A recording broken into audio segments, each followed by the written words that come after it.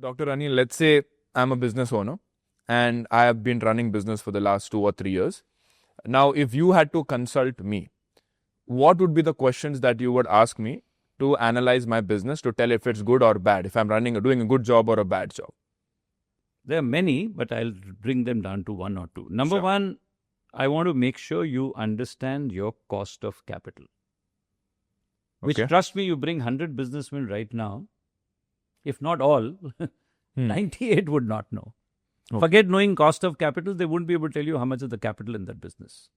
Then you got to make sure that the revenue that your business generates should not only cover the cost of production if you're a product company, or in your case, cost of making all these things, or the cost of admin, or the cost of selling. Right. But it should also cover the cost of capital. The vicious cycle is when you don't even know your cost of capital, you don't even know whether you're earning enough to cover that or not. Right. And within the capital, the most expensive is owner's capital. And most owners think their own money is free. So when a business earns profit, so-called, and everybody is getting, but the owner is not getting a desired rate of return, that's not a sustainable situation. Right. I was writing in one of those Sunday musings that it's a very fashionable statement to say a business is run for and on behalf of all the stakeholders. Who are the stakeholders? The owners, the employees, the vendors, the bankers. And I say that's nonsense. Business is run for one stakeholder, and that is the owner. All the other stakeholders are facilitators in the process of ensuring that the owner makes money. Because when the facilitators try to fleece you, vendors try and take as much from you, employees try and take as much from you.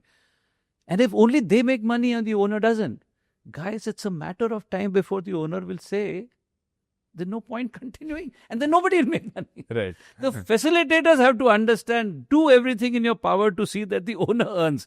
And earns how much? That high cost of capital that I told you. Right. That is a sustainable proposition. No, I get the point, because let's say I have 10 crores and I'm working day and night on my business. Now, if the profit that I'm making from that 10 crore is just, let's say, 1 crore, I'm like, why am I doing this business? Right? I might as well put this Or in the if stock everybody working with you is earning, you're doing so well. Employees are getting handsome salary, landlord is getting rent, vendors are getting paid, bankers are getting paid. But Mr. Sharan is earning 5, 6, 7%. You will say, damn it, did I start this business so that I can generate employment in the country? Right. Did I start the business so these guys can make money, or should I be making money? If you are not making and everybody is making, sooner or later you'll say, let's shut it down. Yeah. Nobody will make money. Correct. So doesn't it make sense for everybody to make sure that you make? In their own interest, not out of the goodness of their heart. Right. So that they continue making, they got to make sure you have to earn. But for that, you got to attribute the right cost to your capital. If you yourself think my money is free, then the tragic thing that happens is this business will still continue.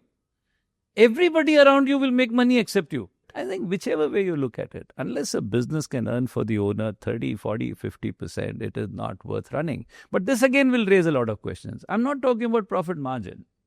When I say business should earn 40, 50%, then people misinterpret which business gives you that kind of return, because they are misinterpreting this to be a profit margin. I'm talking about ROI. Can you explain? I was a director in an IT peripheral company, very large. A few thousand crore turnover, ridiculously thin margin. Business model was, when the goods were land on the shores of India, they get released from customs. They are loaded onto hundreds of delivery vans, sent all over the country, and money collected should happen in 7 days. If it took 8 days, this company made a loss. That thinner margin. Wow. But if you complete in 7 days, you could rotate 52 times in a year. Imagine just making a 1% margin. You can have a 1% profit margin and still have an ROI of 50% if you can rotate this money 50 times in a year. I got it. So in a year, let's say I have 10 crores. And if I'm also going to make, let's say, 1% profit on this 10 crore. But if I can rotate that money fast, meaning I can sell 100 times with that same money. Make the money, buy raw material, sell raw material, buy, sell, buy, sell.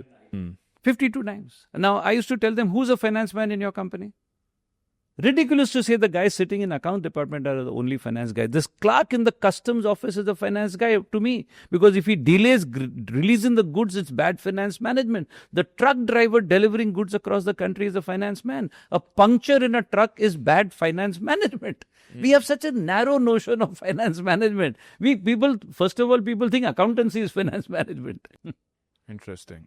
Another example I give somebody, this friend of mine, let's say, hypothetical, not actual. He buys potatoes for $100.